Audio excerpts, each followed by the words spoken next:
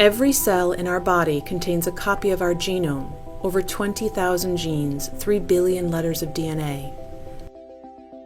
DNA consists of 2 strands twisted into a double helix and held together by a simple pairing rule. A pairs with T and G pairs with C. Our genes shape who we are as individuals and as a species. Genes also have profound effects on health, and thanks to advances in DNA sequencing, researchers have identified thousands of genes that affect our risk of disease. To understand how genes work, researchers need ways to control them. Changing genes in living cells is not easy, but recently a new method has been developed that promises to dramatically improve our ability to edit the DNA of any species, including humans. The CRISPR method is based on a natural system used by bacteria to protect themselves from infection by viruses. When the bacterium detects the presence of virus DNA, it produces 2 types of short RNA, one of which contains a sequence that matches that of the invading virus.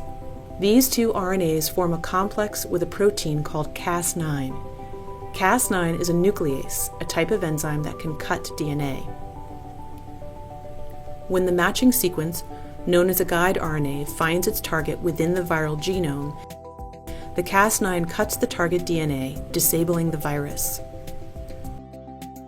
Over the past few years, researchers studying this system realized that it could be engineered to cut not just viral DNA, but any DNA sequence at a precisely chosen location by changing the guide RNA to match the target. And this can be done not just in a test tube, but also within the nucleus of a living cell. Once inside the nucleus, the resulting complex will lock onto a short sequence known as the PAM. The Cas9 will unzip the DNA and match it to its target RNA. If the match is complete, the Cas9 will use 2 tiny molecular scissors to cut the DNA. When this happens, the cell tries to repair the cut. But the repair process is error-prone, leading to mutations that can disable the gene, allowing researchers to understand its function. These mutations are random, but sometimes researchers need to be more precise, for example, by replacing a mutant gene with a healthy copy. This can be done by adding another piece of DNA that carries the desired sequence. Once the CRISPR system has made a cut, this DNA template can pair up with the cut ends, recombining and replacing the original sequence with the new version. All this can be done in cultured cells, including stem cells that can give rise to many different cell types. It can also be done in a fertilized egg, allowing the creation of transgenic animals with targeted mutations.